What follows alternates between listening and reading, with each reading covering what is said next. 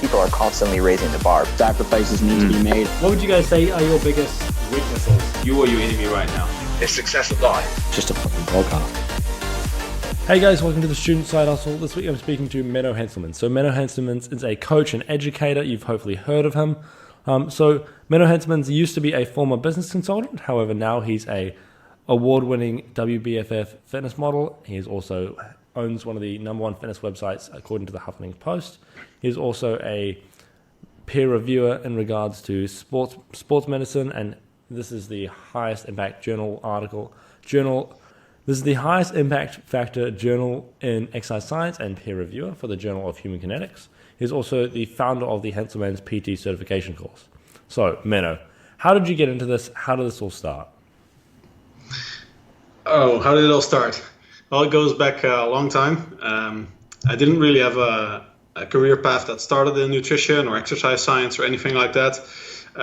Like you say, I was actually a business consultant, and that wasn't for me. I mean, it was fine and everything.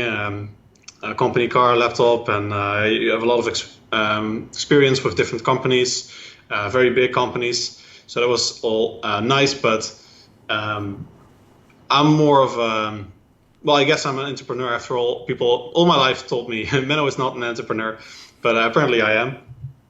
And I'd always been into fitness, so I sort of naturally rolled into that. And you want the detail, right? So I can go back a little bit further. I'd been into fitness since I was 13, and then I built like a home gym in my parents' basement with my dad. And by age 17 or 18, I think I did the ISSA certification. And that was more of a test for myself because people started telling me, you need to do something with this knowledge. You're always reading up on things about fitness and everything. And I thought, okay, so maybe I'll do this and see if I can learn something from it. But I found out it was good news and bad news. The good news was that I passed the test. It was quite easy actually. And the bad news was not only did I knew a lot of things that I needed for the test, but I had to unlearn a lot. So there were a lot of things that I knew from practitioners, like how to get someone to squat, and you don't have to, work your baby steps up to that in like 3 months with stretching protocols and, have them foam roll for a month. That's like what they do in Japan with sushi chefs. They have them work with just rice for like a year, and then only then you can touch the fish. I mean, I get that there's an art to sushi, but come on, you don't need a year to fold the rice. So that was sort of the bit of a disillusionment. I didn't really do much with it yet at the time, but I kept reading about fitness, and at some point I started blogging about it, and I thought, why not just aim high? Usually when I do something, I want to do it right. So I submitted my very first article. I submitted it to T-Nation and got hold of TC, who was editor at the time. I think he still is. Personal email, and I told him, I'm a complete nobody, but if I sent you a kick-ass article that's scientifically referenced, will you publish it? And he's like, sure, dude, let me see it. And I sent it, and he was like, yo, this is good stuff. We can publish this. And then you immediately have like 30,000 readers. So I quickly scrambled up a blog, and people that were there from the beginning will know that it looked very different. And there was a time when I had the brand Beijing Bodybuilding, and it's gone a few iterations over now. Now it's just Menno Henselmans. But that's actually still several years ago, because when I started blogging, I didn't do it for the money or anything. I just thought that it was knowledge that should be out there, and thought people might be interested in it. And that went really well. So people just started asking me. I had no intention. I was still a business consultant at the time, so people just started asking me for coaching. And then I thought, okay, I can give that a shot. I know how to make programs for myself, and I know a lot of knowledge from scientific sources and from other practitioners. So okay, I'll give it a shot, and I started coaching people, and that went well as well, up to the point that I could start my own business for that, and even leave my job as a consultant. But for most people that want to go down this route, there's the common sort of rose-colored image that you have the epiphany, you found your true life purpose, and then you quit your job stop doing the things you just did for the money, and now you're gonna follow your dreams. It wasn't like that at all.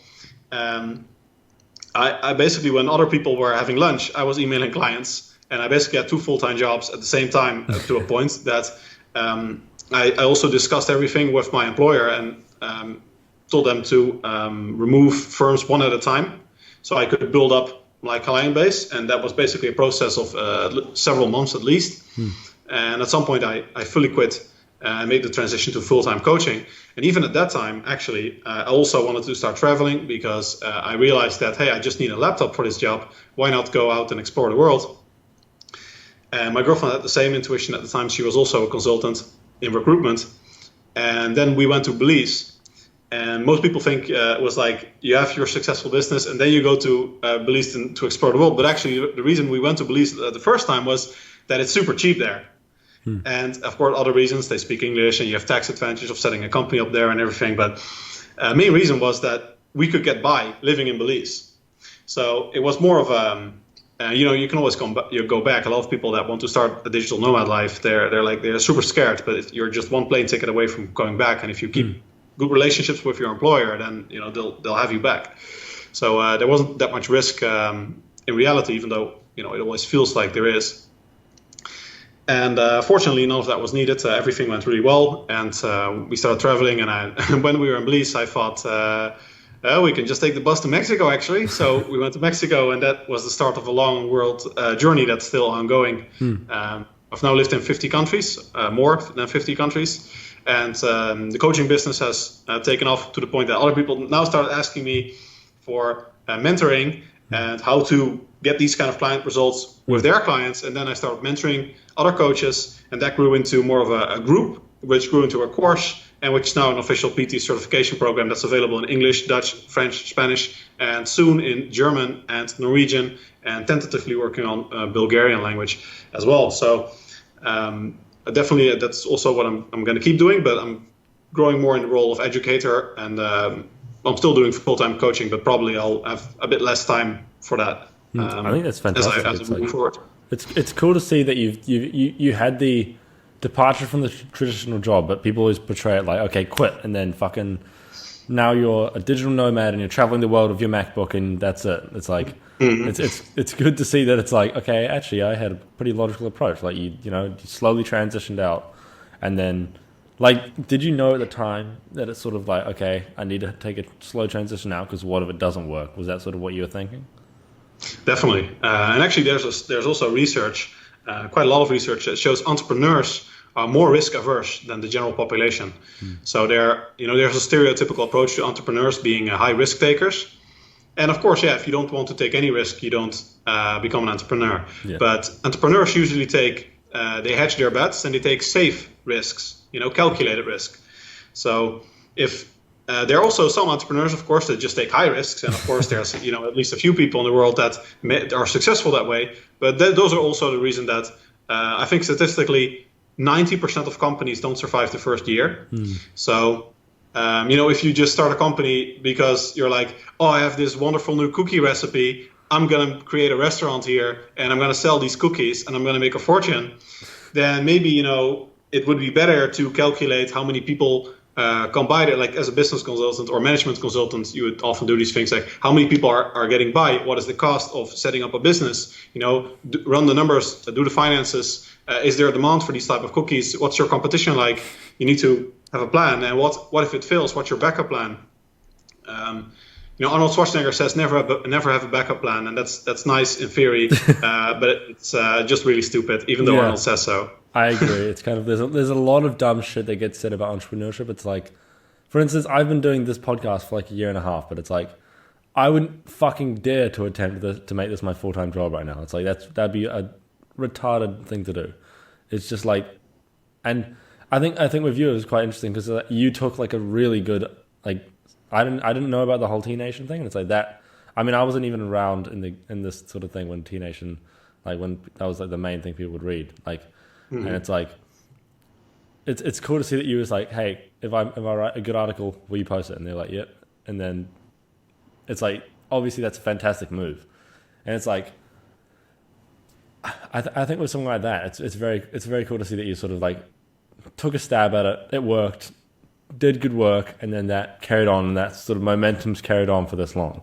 And it's like, it's crazy to see how much, okay, good work prevails pretty much. Like, do you think, how do you go about balancing the sort of fact that like, okay, like one of my favorite authors, Ryan Holiday, a lot of what he says is like, you need to make some fucking good work, but then it's like, you need to know how to market it as well. And it's like, if you can't market your work, no one's going to see your work. But if your work's trash, then no one's going to want to use your work anyway because it's terrible. So it's like, how do you sort of know that balance? And then I guess you're sort of transitioning from coaching more into sort of mentoring others. Does it change between those two things? Yeah, actually, I have very good data on this because this is something I've spent the last 2 years or so, maybe 3 even, working more on. So I started off for like the first several years, I did nothing in terms of advertising or marketing, literally nothing. I only focused on content. And since then, at some point you have more money, so you can also invest more into the company. And, the amount of work that I have now is way too much to handle myself. So I have an administration, I have people that do the marketing, I have people that do web design, I have a research team that helps with the course. There would be absolutely no way in hell I could do all this work myself. I'm quite productive, I think. So I think for most people, they actually probably have double the employees that I do, especially given the amount of different language courses. But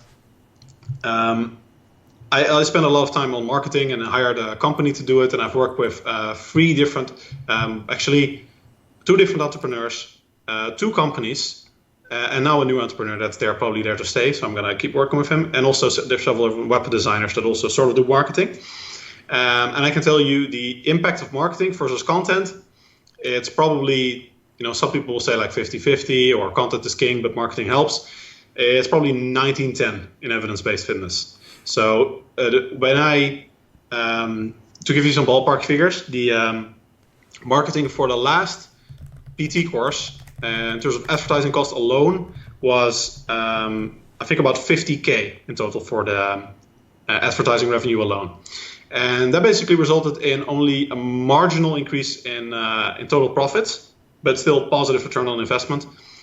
So every dollar well spent in that sense, but pretty minimal impact. If you look at the amount of people that do each course, you basically just get to a point where you need to invest a whole lot of money and do a lot of advertising, and it's very hard. You make some incremental return, but it's very slim compared to just the organic reach you have, if you can have that reach, right? So, people say content is king, but you need to have a niche and you need to be able to provide unique content. Of course, some people cannot do that. And if you compare, for example, my kind of business, where I really focus on putting out new content, marketing call a top-down approach. So I write for like Eric Helms, Greg Knuckles, my friends and colleagues that I think are like at the top of evidence-based fitness. And I write things that for mostly I think they would find interesting, or at least people that are very much into fitness, new studies mostly, and content that people don't really talk about, things that are controversial. Some people critique that because it's like, oh, Menno always writes about controversial stuff. And for me, it's just, if it's not controversial, it's not interesting, right? I'm not going to give you the 10th article about why women should also do strength training, just like men. And, why you should do strength training if you want to get more muscular, or why getting toned is not a thing. That's just not interesting for me, so I don't write about it. So that's, a part of my business model. You have to view it in that perspective. If you, there are some other offers that really focus on the marketing aspect, and they mainly just, regurgitate is not a nice word, I guess, but it gets the point across. They share information from others. They're more like compilers instead of creators of information. And they mainly have their reach from, then you can have a good reach from marketing. So if you just focus on the numbers and really of like creating a funnel, as marketeers call it, you can also be successful like that. But then probably if you look at these kind of marketeers, your costs are obscenely high. Like you're talking like 100K, several 100K sometimes per year that I've seen in some people. And just to make that sort of make yourself known in that space, you have to use quite a big budget. Exactly. So if you don't have, like, you have barely or any organic reach, then you can still make that work. And then, the marketing is like, that's your main sort of income stream in terms of visitors. But if you can have organic reach, that is so much more powerful. And if you also look at if you also look at people on, well, it depends on what you're selling also, of course. But if you look at at least I'm in evidence-based fitness, right? That's like my niche. So if you look at most popular profiles, I also think that Facebook and the like massively prioritize personal profiles. Or at least it seems that people that just share personal stuff, that they don't sound like marketing, salesy and stuff, they do a lot better. Yeah. And people really are very adverse to like the traditional marketing tactics by now. So I think that era is a bit. Do you think that's unique to evidence-based fitness? Because I know it's quite a unique niche. It's like the people at the top don't have the sexiest Instagrams. Like, I mean, if you separate us from normal fitness, it's like evidence-based fitness generally tends to have like, okay, the person will have a lot of infographics or something similar, or they're not, every second picture is not going to be a picture of them shirtless and jacked as fuck. And I mean, if it is, we don't really care, but as long as they're providing decent information, it's just like, as long as they're not trying to be like, hey, look, buy Gymshark. Like, Yeah, no, absolutely. It's 100% unique for evidence-based fitness because you have a smart market. And Gym Pop is not as smart.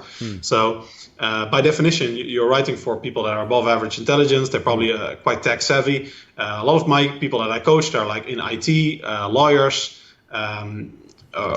They're quite well educated. They're pretty successful. I mean, my coaching is pretty expensive these days, so you pretty much have to be. Otherwise, they don't come to me and my courses. And if any person that sells education, you will not cater to like the the Gen Pop in the sense of like consumption society. Yes. Right, because information is an investment, and investment by definition is something that smarter or more rational people do. Like you're never going to get a monkey to invest, right? A monkey just listens to emotions for the most part. So you would never be able to sell, even if they could read and whatnot. It would be very hard to sell them anything that doesn't provide instant gratification. Yes. So there's a huge difference between fitness, like Gen Pop, who mainly care about booty pics, and then you give them like instant. You make them an impulsive buyer of the next booty building program, even though they don't go to the gym. It's very different getting someone to invest in an 8-month educational course to further their personal development, even though they don't want to become a PT, which is 50% of my market. Yeah. Right. So it's very different for sure. And I think it's quite complex because I think there is a bit of an issue with evidence-based fitness in terms of marketing or something. I don't know. I was talking about it with, I don't know if you've been on his podcast, Ryan Solomon a while ago. We were talking about it when he sort of said, it's like we have pretty much the best information in the game. Like you cannot beat evidence-based fitness in terms of information, but it's not packaged sexy. Like it's just not. For the most part, we suck at packaging it sexily. And maybe it's just the nature of the information being harder to consume because it's more complex. But I feel like we could do a better job at packaging it in a sexy way. Because I feel like you do quite a good job of it. Like when I was on your website and I'm reading your articles, it's not like you're saying, oh, hey, blah, blah, muscle growing. You're not trying to use complex words in your titles. It's not like there's no point in making it sound smart until you actually get to the science, where you go into it slowly, and then it's not like you just jump straight into complexity, because most people don't understand that unless, like, most people reading your article might not be Eric Helms. So it's like, that's the thing. Do you think that... even if they are Eric Helms, I mean, if you use the word sufficient instead of enough, even for Eric Helms, that actually hurts reading comprehension. And you can measure this in studies, because it's just harder for the brain, even if you have that capacity. It's harder to read. Just like if you use font size 6, you can still read it, but it's unnecessarily strainful for the brain. So you can actually see a big shift, and it's also something I've had classes on and been doing a lot more recently. If you look at the style of how I write, my first articles, there would be almost no difference between how I wrote on my website and how I write for a scientific paper. And now you can see that it's very different. And also in the course, in my PT courses, you can see that the language is very different. Originally, it would be like a textbook, and now it's more like how I would explain it to someone if they hire me and they're like, okay, how does this work? Then I'm going to explain it in a way that I think they will be able to comprehend it very well. Yes. And that's also now how I write more, because there's good data showing that it actually aids reading comprehension, and certain stylistic things, for example, that are wrong, like starting a sentence with the word "and," can actually enhance reading comprehension, or starting a paragraph when you don't want to, you shouldn't, by Oxford standards. It can help to still space up the information. And then making it so it's not so, just making it, it's quite interesting the way you sort of, I love your sort of evidence-based approach to life, because it's sort of like, oh, hey, like here is, like, I think that's quite cool. And is there anything like evidence-based that you've sort of realized either about like the digital nomad lifestyle, or anything you think that's quite particularly unique that you sort of think, okay, this is what people think is the thing, and then what is the reality of that thing? Because it's like, I think there's a lot of, like with the whole digital nomad thing, people think like, oh, it's like you travel around, sit in cafes, party, and then go on your laptop or some shit, or like it's like, and then you're always in swimming togs, and then like, is it, how close would you describe it to that reality? And then like, is that just utter bullshit? And then is it, I feel like the thing with entrepreneurship that what most people can't understand until you get it, until you sort of do it, is like, it's the kind of thing that you never really can turn off. Do you feel like you're ever at a danger of working too much, since no one's saying like, hey, Menno, you're working 9 to 5 today? Like that sort of thing. Do you feel like all those sort of things are very misconstrued from the public's eye? Or like, say, people who knew you back in high school, like stuff like that, they sort of misconstrue what they think you actually do? So yeah, I'm definitely at risk of being a workaholic. My dad was a total workaholic. He's retired now. For me, it's very different. Like, I love Tim Ferriss's work on the 4-hour work week. Even though Tim Ferriss himself is a bit shady now in terms of reputation. I love this idea of lifestyle design, and that was exactly what I was doing when I was reading his stuff. So if you say like I lead an evidence-based life, that is 100% what I do. You don't want to know how much research I did before I became a digital nomad. It was not like I like traveling. It was, people always said, and I have always said about everyone, I had read the data and I said the Netherlands scores best on quality of life, well-being, job opportunities and everything. Why would I ever go to a different country? Maybe Scandinavia. Scandinavia is close, but other than that, there's really no reason for me ever to go to a different country. And people, like I said, always told me, you're not an entrepreneur. You should just go into corporate life. And I just did all the research, and part of doing that research was the conclusion that I should be an entrepreneur and I should travel. But that was the result of many months of reading up on happiness, what makes people most happy in life, what increases well-being, which kind of jobs, which factors.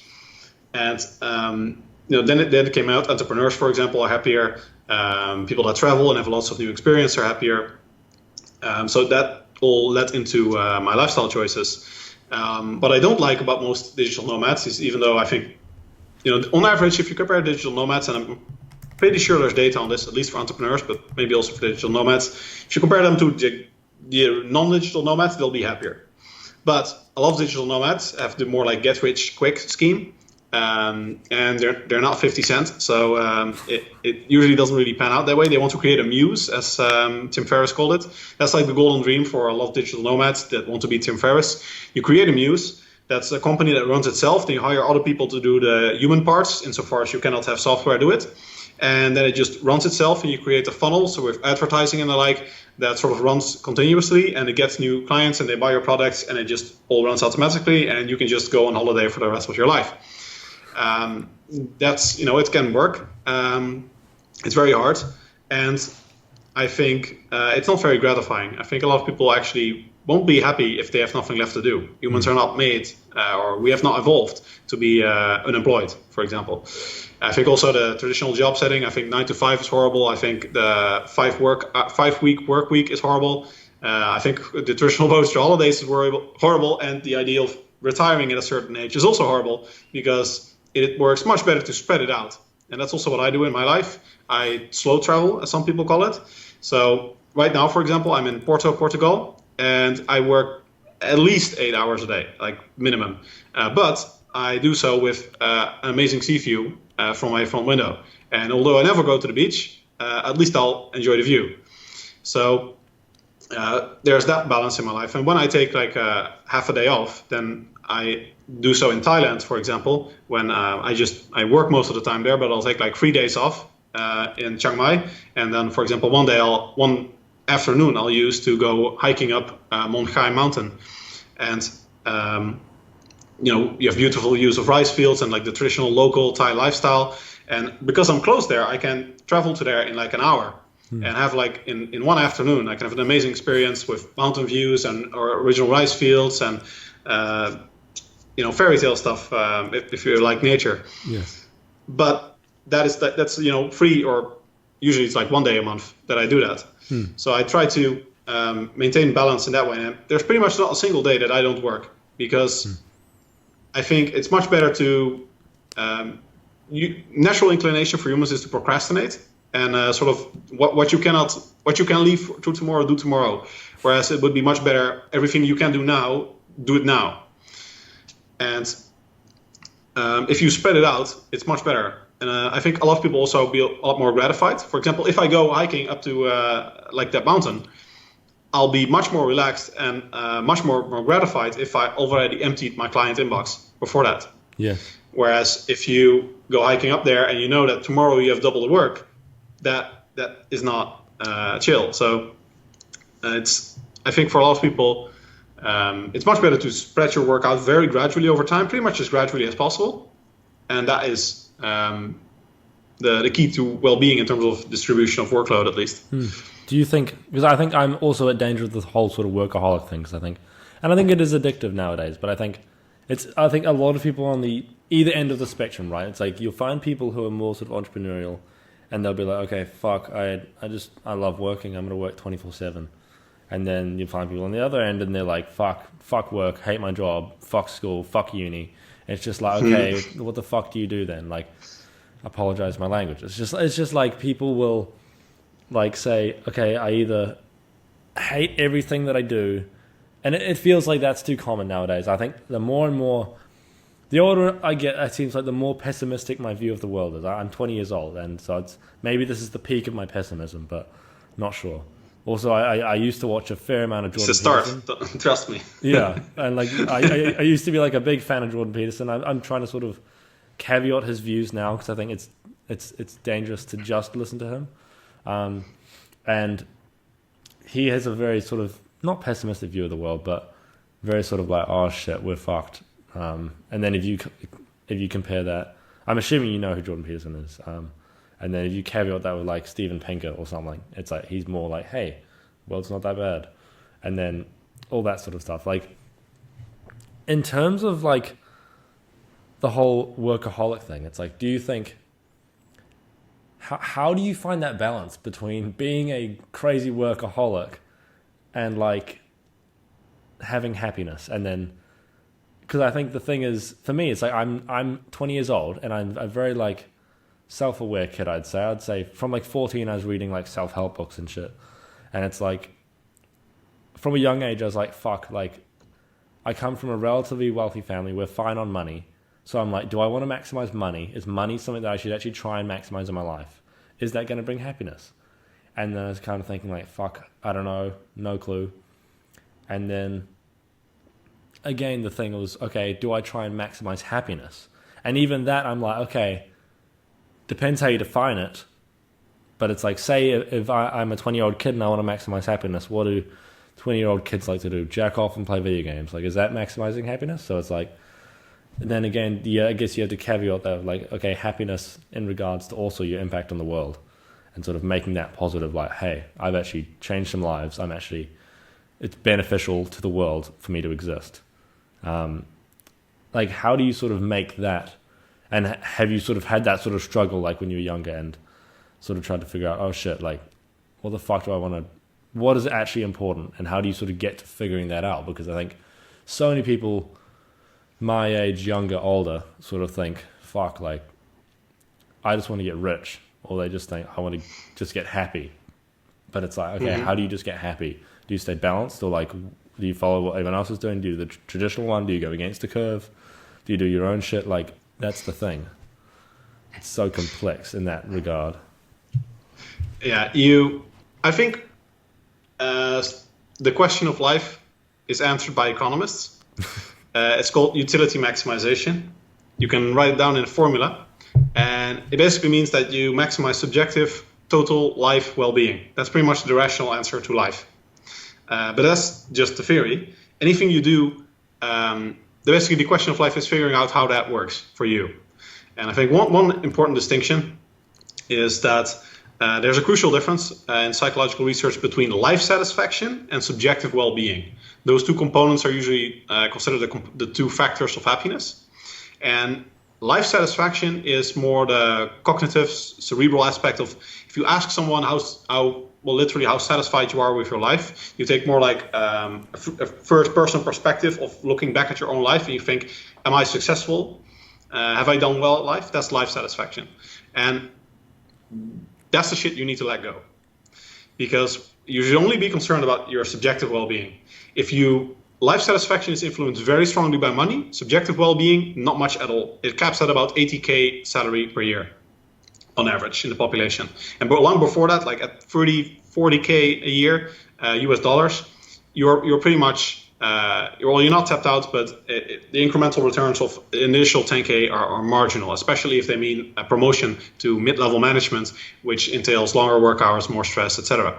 So you should definitely focus on subjective well-being, and that does not mean being selfish. So there are a lot of things, and I think in general it's a mix of experimentation and listening to psychological research, because there is a ton of research on this. But individual utility maximization does not mean being selfish, because unless you're a psychopath, you derive joy from helping others because you have empathy. If you help someone and they show gratitude, that makes you feel good. So in that sense, it's selfish, but it's altruistic selfism. So just like Arnold Schwarzenegger said, give something back. It's one of his 6 or 7 rules of life. And I fully agree with that, because if you'll just always try to be a jerk and you basically try to only make yourself better off, there's people that are naturally inclined to compare themselves with others, and they think life is a race, and instead of working themselves up the ladder, they'll be just as happy pulling others down. But really, you won't be actually happier that way. So if you just focus on yourself and being successful yourself and also giving to others, I think a lot of people will be by far the best off. So I think there's also an illusory distinction there between doing what's best for yourself and what's best for others. So I think in that sense, you can have the best of both worlds. In terms of what to do with your life, there's a lot of experimentation.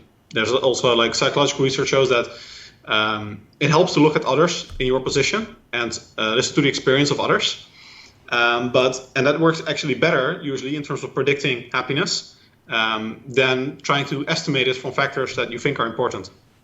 So this is something with traveling I've experienced massively, in that certain things in a house, for example, you think are important, but really aren't, like the decor.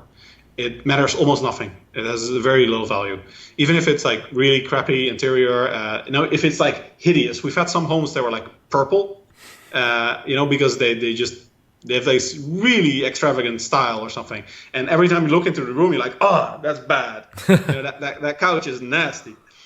That actually hurts. But for the most part, even if you're the first time you walk into a room and it's super chic and awesome decor, super, super high class and posh, and you're like, oh, this is nice. A week later, you don't care anymore. So, you habituate extremely strongly to these kind of things. Whereas nature, noise, these kind of things that are permanently they remain active. And sunshine, for example, is one of those things that you may think is trivial, but actually matters a lot. Sunshine hours are directly correlated with happiness within a day and over time. So, that's a start to the question of life as an answer. I think it's a relatively calculated answer. I like it. It's the kind of thing where everyone answers it quite subjectively, but it's like, okay, I love how you're just like, yeah, well, actually, it's pretty predictable. Like these things, it's quite cool to see. And I think I'm interested to hear when in terms of the whole, because I think a lot of people, and I think people give these people a bad rap sometimes. The people who are like, oh, well, the system's pretty fucked, like all that sort of stuff, especially when people talk about the system in America. Is there anything in particular, what do you think in particular do you have an issue with when it comes to the whole 9 to 5, all that sort of stuff, like that general gist of the normal path of life, or the normal path of life in the 21st century? It's like, what are the main things that you think are sort of an issue within that? I mean, I could name a number of things in my generation. It's like people, especially I can speak from experience in New Zealand in my generation, I would say 90% of kids hate their fucking degree. 90% like that. And I would say that's an underestimate. And it's like, they don't care about it whatsoever. I mean, like, I picked it a degree. I'm studying podiatry. So it's like feet and foot fungus and shit. It's rank.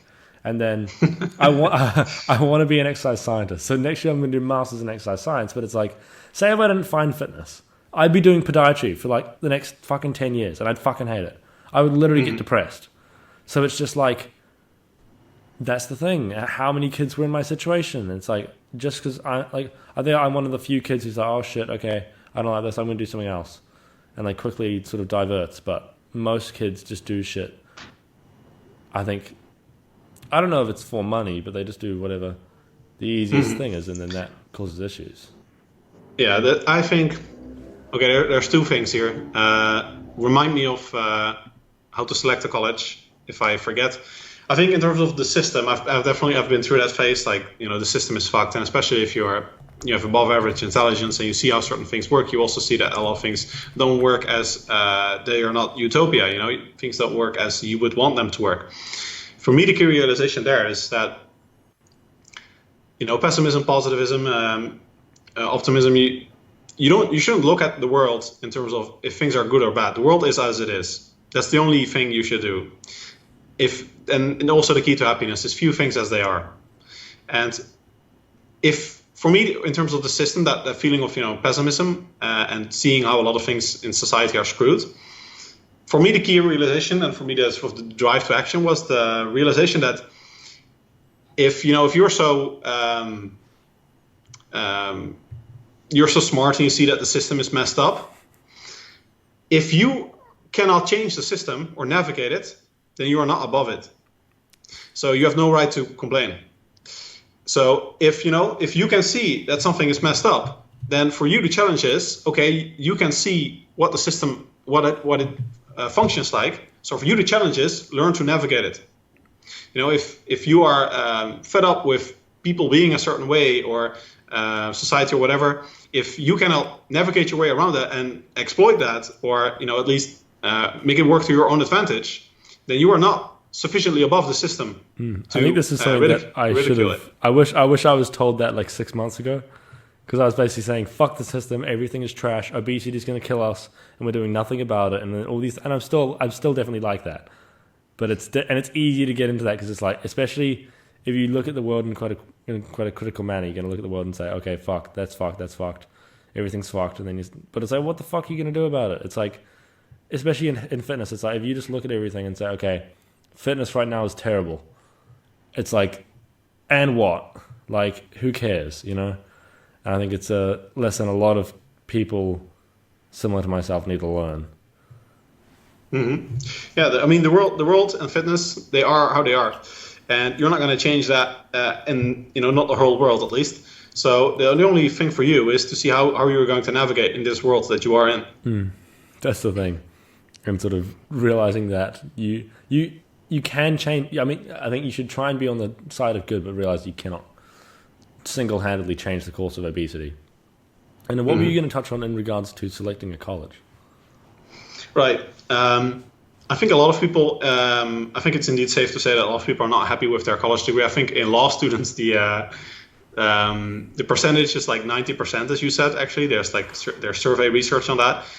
People think people in law are well off because they make good money, and then they do make good money, but they're not very happy usually.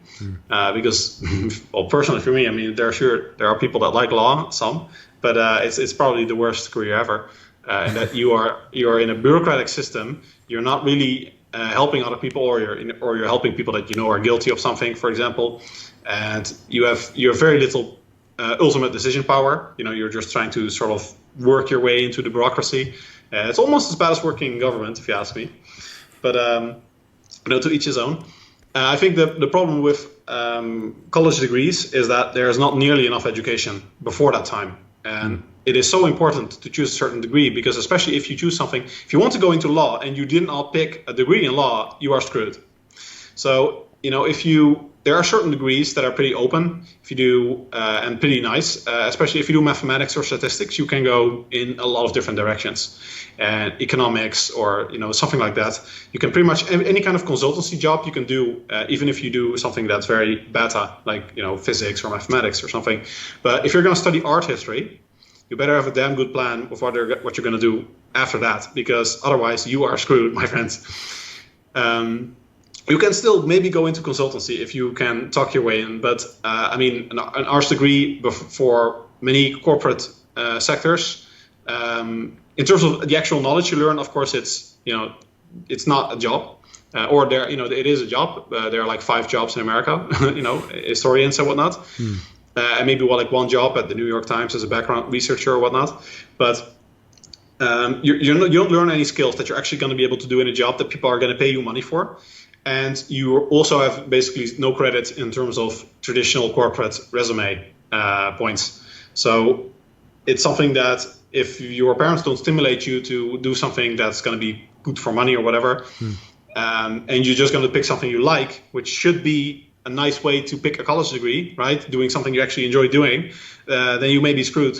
And for others, they do something because the exact opposite reason, they're going to do law because they think they should make a lot of money, and they're going to be screwed if they do art history, and they hate law, and they're going to do if you do law, then most people are going to be in a certain career path, very set on, like you're 18 years old, or depending on which country you are, but you're like 18 years old, and that moment you have to make a choice, and that's going to influence the next 50 years of your life, what you're going to do at least 10 hours a day. Yeah, that's messed up. Yeah, so there should be way more education. I mean, I didn't get any education whatsoever on what it even means to select a certain degree. What can you do if you do a certain degree? I had no idea. I asked that a lot of people. They couldn't tell me. What can I do if I study economics? Which jobs can I get with that?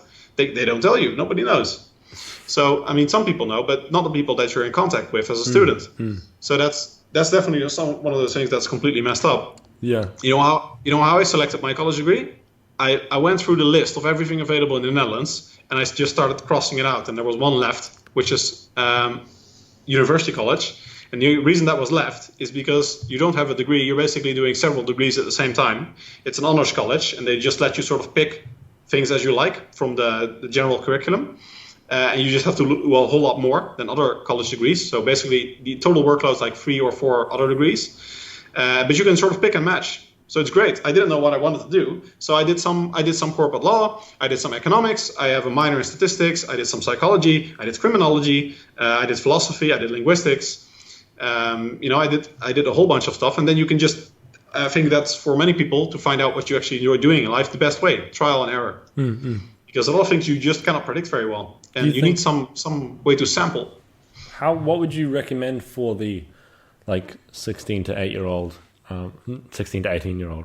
of this generation? I would have my general recommendations, but I don't think the thing with if you try and apply entrepreneurship to them all is okay, how many entrepreneurs can we make? How many are willing to become a workaholic to get their feet in the door?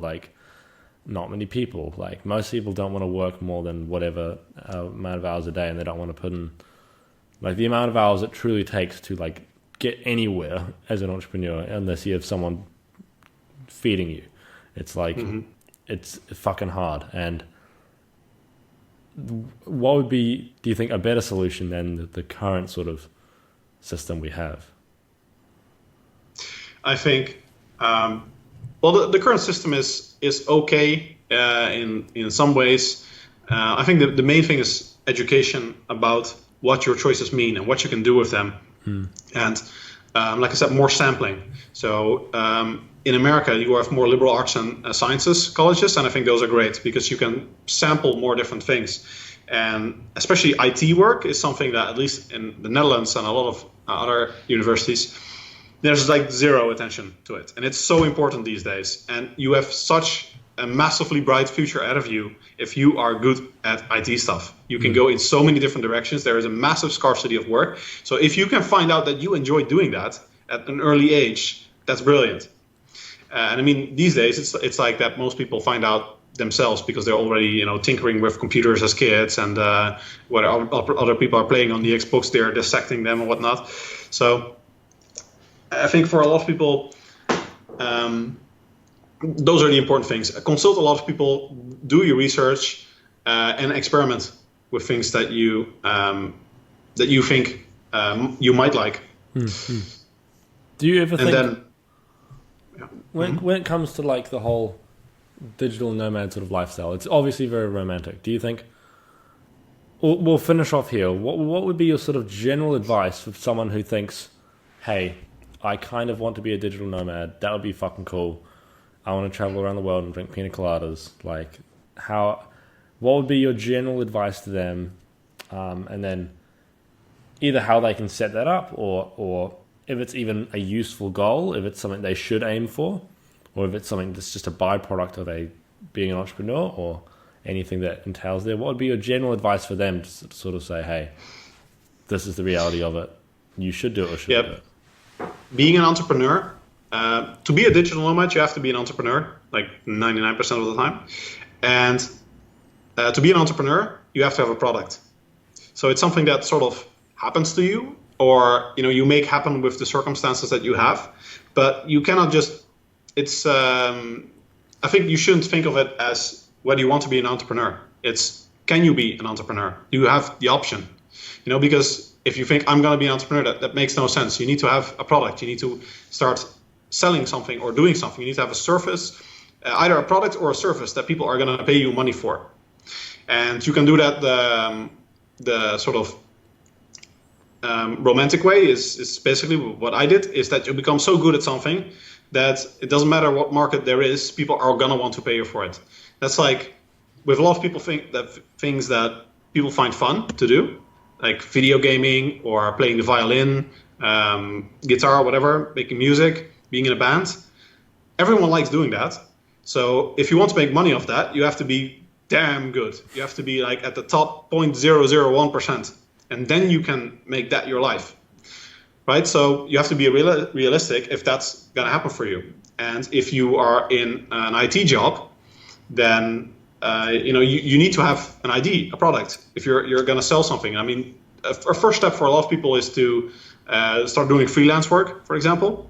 And that is for a lot of people a way to go from corporate to an entrepreneur without actually having sort of a product, and that you just create a reputation at your job, and then you start doing that job for other companies, and then at some point you just start working for yourself.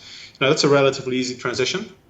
But for other people, it's just, you need to have the option in the first place. So it's not, am I going to be an entrepreneur? It's, what can I do? What can I make or do to make people pay for that? What are people willing to pay for? That is the question. And in fitness, it's easy because you can become an online coach. So in that sense, well, it's not easy, but it's a pretty clear option. So and then you have a clear product, and the question, can you be a digital nomad, is just a question of, do you like traveling? Do you have a very set social life in one area? Because a major downside of being a digital nomad is that you're going to have your friends and your social networks spread across the entire globe. And the people that you were connected with before and saw a lot, you're going to see them sporadically, depending on what kind of nomad you're going to be. So then you can actually just start thinking about it. And then I think the question is just do it and see how you like it. And otherwise, just take a plane ticket back and you're good. So I think for a lot of people, it's not the question. You should more think of product and service and what do you like doing, what can you do, and go from there. Then figuring out some ultimate end of where you want to be. For a lot of people, if you've interviewed a lot of people, you see that there are very few people in life that are like Arnold Schwarzenegger, that are like, I'm going to be, the next governor or movie star or Mr. Olympia, and then they're going to do it. Yeah. A lot of people, they just, like I said, for me, you just sort of work your way through life and you get opportunities and you take the right ones and you just go from there. And there is no, yeah. I'd say the people I interview are probably definitely more entrepreneurial than the average person, but they're still not just like, okay, I was 12 and I thought I'm going to be X, Y, and Z. Like, there's just never, it doesn't seem to happen like that, which is the thing that you don't think. You think, okay, this person must have been 10 and then they just gone for that one thing. And I mean, that's a thing that'll happen every now and then, but very rarely. Like I'd say 90% of the time it's like, yeah, I was doing this degree. I didn't really like it. I liked fitness. And then I made that a career instead because I just started making content. I worked hard, worked overtime to make that a thing. And it's like, it's pretty universal that it's like, hey, like I worked fucking hard at something for free for a long time. And then I made it a career. It's not like I just I just made an Instagram, put on online coach in the bio, and now I'm done. It wasn't that. It's not that black and white or simple. And people, I think a lot of, especially with online coaching, it's like, I want to be a coach myself, but it's like, I'm waiting because I don't think, I mean, I think there's a point of waiting too long, but I think everyone's an online coach nowadays. And it's like, I have to basically show I'm not just some random kid from the block who wants to start online coaching and then he makes a trash product. It's like the amount of fucking people I see who do online coaching and I've seen them post some dumb shit.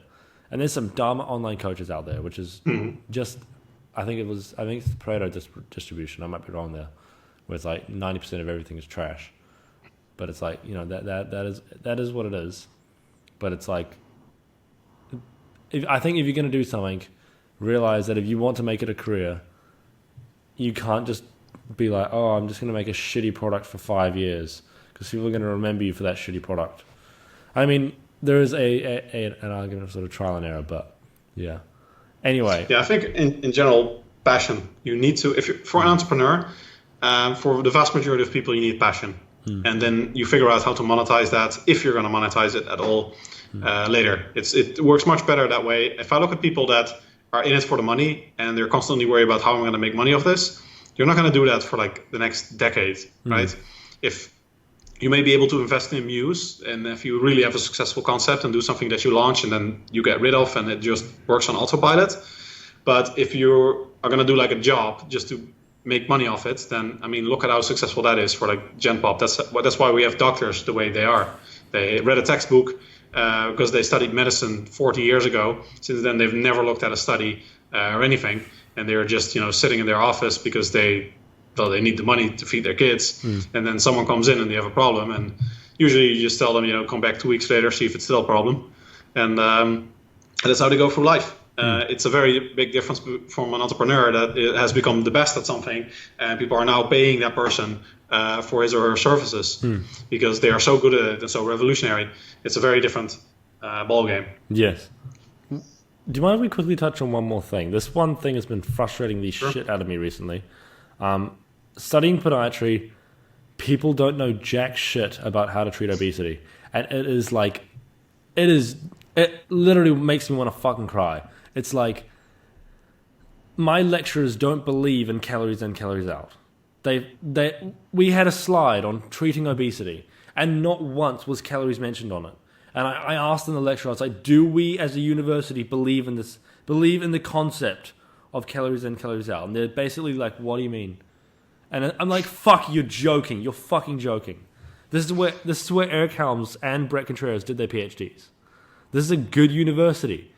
And it's like, you really don't believe in that. Okay, maybe you just don't want to talk about it because maybe calories in, calories out isn't you can't just tell someone that and then they go away and lose weight. But it's like, fuck, like if 90% of medicine does not understand that basic thing, and obesity is basically causing all the health problems of the world, that's a fucking issue, isn't it? It's like, I mean, they know feet. That's what they study. yeah, but it's like you should. Obesity literally causes all the issues that podiatrists solve, and it's like, how come we have such little fucking knowledge of how to treat that shit? It's so simple, but we don't. It's like, yeah, that's a problem of excess specialization these days, and that if you have knee problems and you go to a knee surgeon, then they're probably going to operate your knee, whereas maybe the problem was actually in the hip. But they don't know because they can only operate knees. So it's the tool, hammer, Smith scenario. And that's like where you have management situation. In a company, therefore, you have a manager because the IT person, they cannot communicate. Like that's the stereotype. And then you have the marketeer and they cannot work together. So you need a manager to have them work together that actually has some oversight of the problem and it knows the basics like calories in, calories out of the IT person, and they can communicate that with the marketing person. And that's how you have things operate. And at universities and the like, they don't really have these middle management sort of persons. So that's another thing that could probably use improvement. And I think, especially with the whole of medicine, as you said before, it's like, especially with doctors, it's like once they're qualified, they don't need to read studies.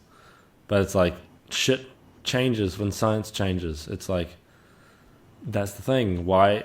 Like it's just like, okay, calories in, calories out feels so fundamentally done. Like it's like we've solved that one. That one seemed like it was done a fucking long time ago, and now it's like people don't believe in it. What? It's not something you believe in. Like, it's not a religion. It's fucking science. Like, God. Lack of education. Yeah, it's bloody frustrating. But where can people find you online? Everything Menno Henselman. Henselmans.com. I'm also on Facebook /Menno Henselmans. Instagram is Menno.Henselmans because some fucker took the name Menno Henselmans. And Twitter is also Menno Henselmans without any dot or whatever. And everything I'll post on my website. If you're subscribed to my newsletter, you'll get a very large course with a lot of good free stuff, and you'll also get an automatic notification whenever I put out a new article. Boom. And then any other products or anything you want to pimp? I don't have any products actually. I coach people and I have the online courses, but that's just services. I don't have any. I'm writing a book. I'm 250 pages in, but that's a long way off. And I'm not going to talk about it now. But I don't actually have any. I don't sell any products. Boom. Thank you guys so much for listening to this episode of the Student Side Hustle. I would appreciate so much if you would leave a review if you'd like to hear more of what I'm saying. Then I would love if you would follow me on Instagram or check out my other social media, all linked in the show notes.